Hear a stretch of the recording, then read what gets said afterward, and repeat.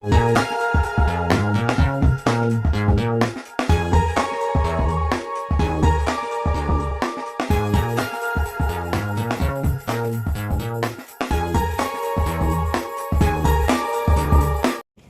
वालेकुम। सो आज का हमारा टॉपिक है Arrhenius concepts of acid and bases. Now, who was Arrhenius? Arrhenius was a scientist. He introduced the concepts of acid and bases in 1787. Means Arrhenius एक scientist का नाम था जिसने हमारे पास एसिड एंड बेसिस के कॉन्सेप्ट निकाले, किसमें 1787 में. Now let's see what was the concepts. Acid.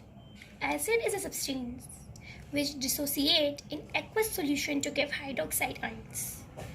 क्या मतलब? एसिड मतलब एक सब्सटेंस है हमारे पास, उसको हम एक्वा सॉल्यूशन मीन्स वाटर में डिजॉल्व करें तो वो हमारे पास H पॉजिटिव आयंस दे अगर वो सब्सटेंस, तो वो हमारे पास एसिड कहलाएगा. Let's see the examples. HCl hydrochloric acid, HNO3 nitric acid, CH3COOH acetic acid, H2SO4 sulfuric acid and H3PO4 phosphoric acids. Let's see the examples. HCl को हमने वाटर में dissolve किया तो हमारे पास उसने क्या दिया? H positive ion and Cl negative ions. Means according to Arrhenius it is the acid. Why? Because it gives positive H after dissolving in water. HNO3 means nitric acid.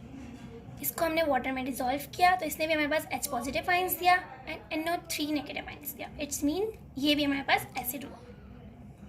Clear? इसके बाद हम देखते हैं what is concept of base. Base is a substance which dissociate in aqueous solution to give hydroxide ions. क्या मतलब? एक substance जिसको हम वाटर में डिसॉल्व करें तो हमारे पास OH नेगेटिव आयंस दे, वो हमारे पास होगा base. Let's see the example.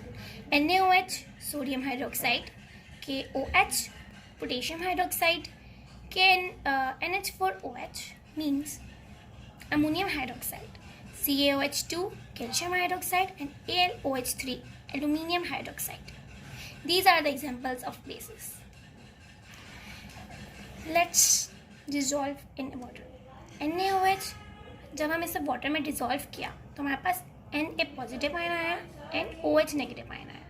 So according to Arrhenius, it is a base because it gives OH negative ions. Let's see another example. CaOH2 इसको हमने वाटर में डिसॉल्व किया, हमारे पास Ca पॉजिटिव 2 आया and OH negative आया. Means according to Arrhenius concept, it is also a base. So ये था आज का हमारा topic about Arrhenius concepts of acid and base. Thank you.